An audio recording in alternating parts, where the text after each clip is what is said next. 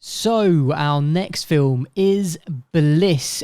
Bliss is a mind-bending love story that follows recently divorced Greg, whose life is falling apart. He meets the enchanting Isabel, a woman who lives on the streets and is convinced that the polluted, broken world around them is not real. She believes they are living in an ugly, harsh world simulation inside the beautiful, peaceful real world of Bliss. Doubtful at first, Greg eventually discovers there may be some truth to Isabel's wild conspiracy theory. Let's take a little look at a trailer clip. I have a picture in my head of a place. I don't know if it's real, but it has a feeling, and the feeling's real. Hi, my love. Hi, Dad. I wanted to talk to you about my graduation. I'm gonna be there in the bleachers. I'm gonna see you in your... Let me, how about I call you back? Okay. Taking the day off in here? The boss wants to see you. Can I get a whiskey? Double. You're real. Sorry? I want to tell you something really cool. You see all these people outside? They're not real. This is a simulation. You ready? So that was a trailer clip from Bliss. This is available on Amazon Prime right now, out today, the 5th of February, if you didn't know that was today. So this stars Owen Wilson and Salma Hayek, and directed by and written by Mike Cahill. And I'm laughing because it's a funny one, really, isn't it, David? I don't know where to start with this film. I'd love to hear your thoughts because I've got some very, very strong opinions about this film. Really, really do. But I'd love to hear your thoughts. Oh, okay. We both watched... I watched it yesterday. I think you watched it yesterday. Yeah. Firstly, what were you expecting? What did you think?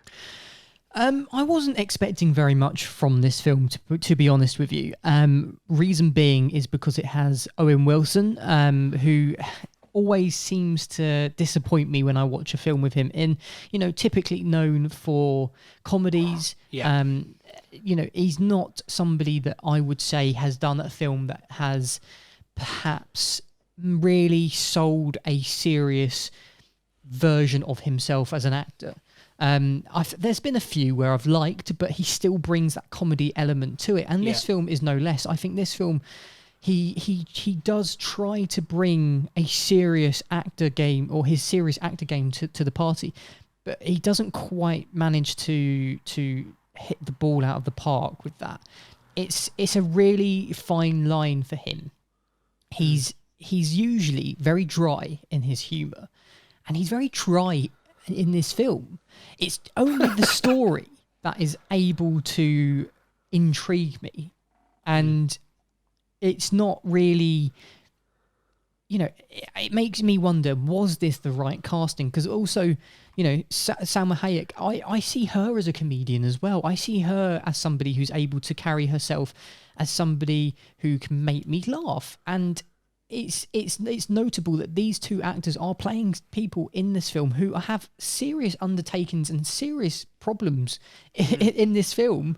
As in, perhaps, is it drug abuse? Is it something else? We're not really quite sure because of the way this film is and the story that it's telling. We're given two worlds, essentially. Yes. And it's very difficult to distinguish which is the real world. And it's very confusing to tell as well which is the cause of it. Is it something to do with this big box full of brains and water that they're all connected into with these weird brain tentacle things up their nostrils, or are they just on meth or crack cocaine? It's incredibly difficult to distinguish. But at the same time, I quite like that. It's that story element that really keeps me intrigued and allows me to feel, I don't know, weirded out by it, but I like that weirded out. Come on then, David. I'm throwing you in here now.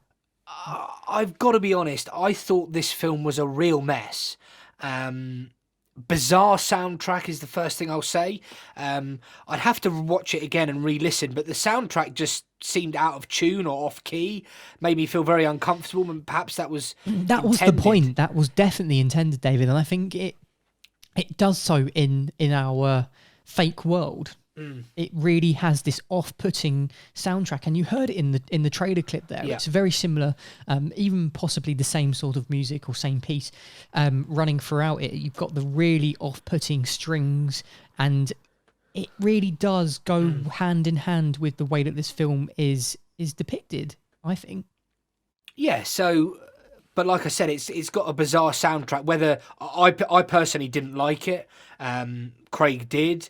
No, I didn't say I liked it. I said it matches the visuals that you're seeing on screen and the way that the story unfolds. It goes hand in hand with that. Now, if you had some really upbeat, music that you found to be tuneful and something that really resonated with you, you'd be really, you'd be like, the music's great.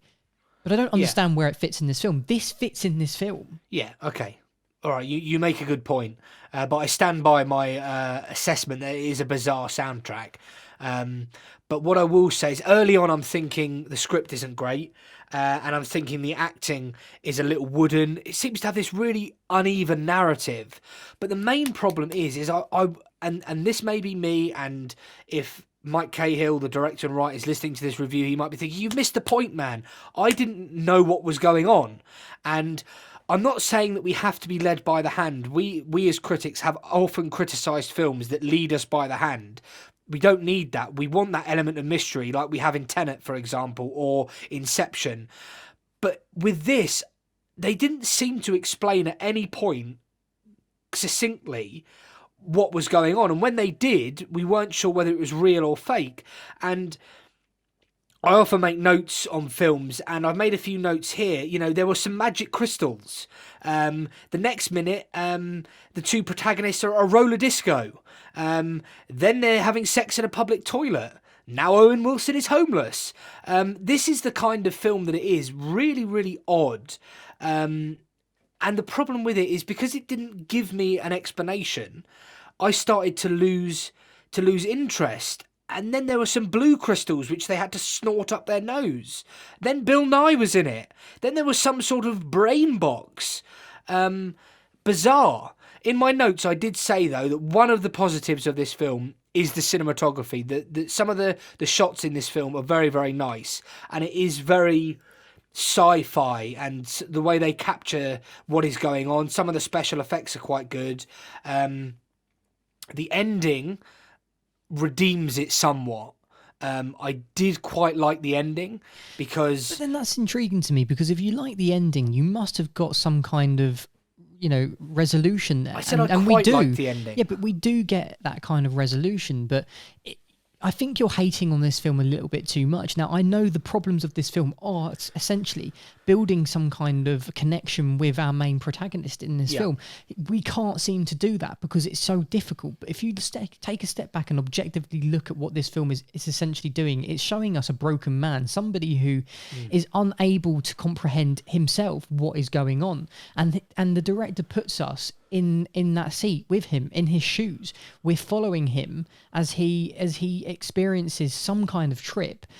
Or is it a trip? We don't know. And we get this really great sci-fi element to it, which I quite liked. I quite like these sci-fi elements. And I liked when we get into this real world, or is it real world? I don't know. But you get like his thought experiment machine. I really liked that as a piece of set design or a piece of production. It was really nice. And Bill Nye showing up was brilliant because it also, it puts us in his shoes again. It puts us in Owen Wilson's shoes as his character. Is he thinking this up? Because Bill Nye, in the world of science and TV science, he's got a lot of fans out there. Like, people love him. He's like the Brian Cox of American science, if you know what I mean. Like, he's beloved in that sense. And I think it could be his character, putting him into the story, so to speak. And you read into these little things, and if you really, really paid attention, and trust me, you have to pay attention to this film, there's a lot of little Easter eggs thrown in there. You know, the cinematography, for instance, when you have the very strange light diffusions or light diffractions, I suppose they are, when you shine light through a glass prism, and it splits it into like the different rays, the different spectrums of color of light, and you get that a lot in this film, and it's playing with your mind. You know, it's suggesting that these places that have this light diffraction that comes across in the screen, these might not be the real world. And you have it at the beginning of the film when his wallet sort of does that weird fade in and out, disappearing thing. Yeah, but it was with the light diffractions that were shining on his desk, and then you have it in various different shots in the real world and in the fake world, and it makes you wonder. Actually, these two are very much so connected. Perhaps they are all part of his imagination. It's him experiencing something, and it's because of this intrigue that I really enjoyed the movie. Essentially, it's the people in the lead roles that haven't been able to sell it to me. It's the story itself intrigued me, and I can say that over and over again, but I don't think it's going to sink into your mind, because I don't think you were intrigued. I don't think it piqued your interest at all. Really. No, it didn't suspend my belief. It didn't capture me, say like Tenet or Inception, or maybe even The Matrix, something like that, where I'm thinking, yeah, I can get on board with this. I don't want to hate on Owen Wilson, but I just thought it was a bizarre casting. I don't know who I would have cast. This is the thing. Like, you know, you've had Jim Carrey in films like The Eternal Sunshine of the Spotless Mind, and other films like The Truman Show. Who he's a great comedy actor, but also has this ability to do some fairly serious movies with elements of comedy in it. And I can't help but feel like this was a Jim Carrey film. Maybe like he's able to carry himself in that way in a film that needs to have that serious element.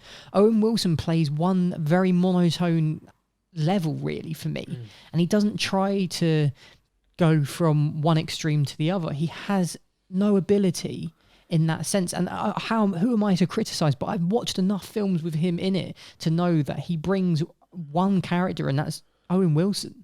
Like he doesn't, exactly. He doesn't seem to play or capture anybody else. It's always just him. Even in the Sophology television commercials, it's just Owen Wilson. Yeah. And that's because it is just Owen Wilson. It's the same person we see in every single film. And it's just really unfortunate, because I think this film could have been a lot better. Yeah, I just, you know, we don't have to agree. I just disagree with you on many, many elements. But that's the thing, David. I'm not trying to get you to agree. I'm trying to get you to argue back and give me a convincing argument back. But I'm not hearing it quite yet. Oh, well, that is a shame. No, but like I said, I just don't believe it. I don't know what's going on. It just seems a bit of a mess. The script is terrible, for one. What, you mean the dialogue? Yeah, it feels forced. It feels wooden. Could that be the delivery though? I think it's the writing itself, and things. I don't know. I might have to. I mean, God, do I have to rewatch it? Maybe I've missed the point here. But like I said, the ending somewhat redeemed it. I'm not saying like the ending was great, but I think people will go into this if they.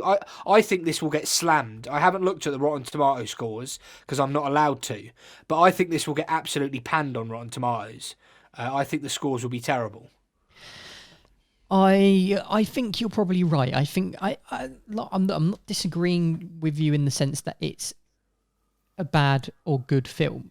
Like, I'm not saying I'm saying you're right. It's gonna get panned, but I'm delving into the film a little bit more, and I'm looking and I'm trying to find the positive things and the things that intrigued me. And as an audience member who enjoys films like The Eternal Sunshine of the Spotless Mind, which really shows a character who goes inside himself, quite literally inside his mind, and you know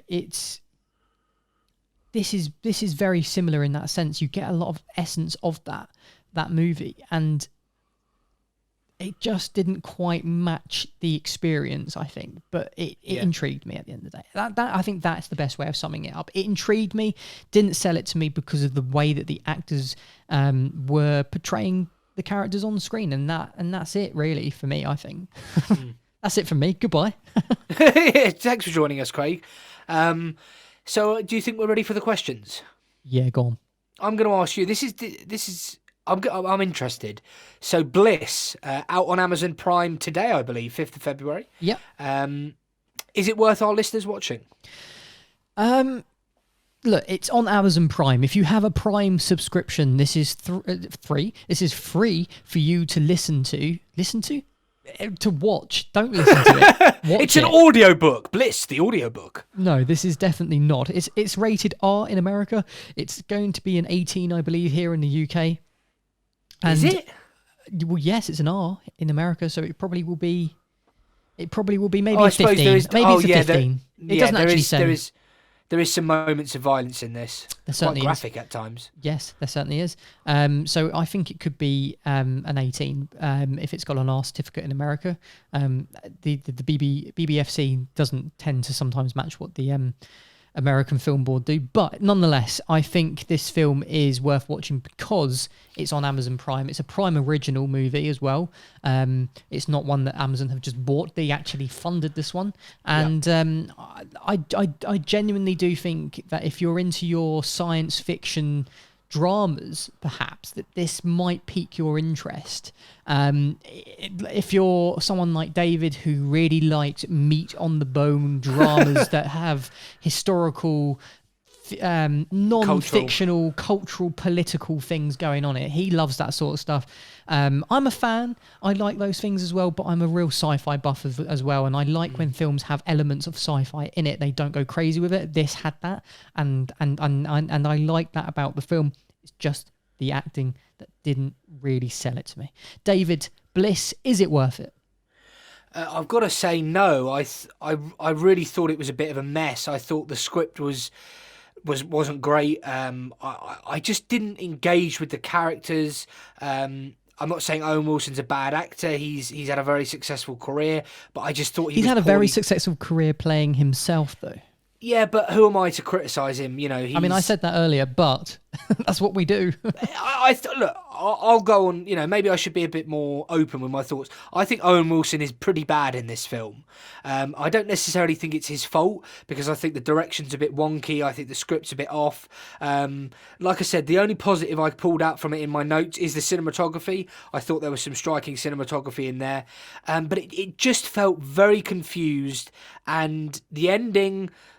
I'm not saying the ending was great, but the ending offered me a little bit of hope in a film that overall I just didn't feel was worth it. Well, there you go, folks. Bliss is worth it and not worth it. Great.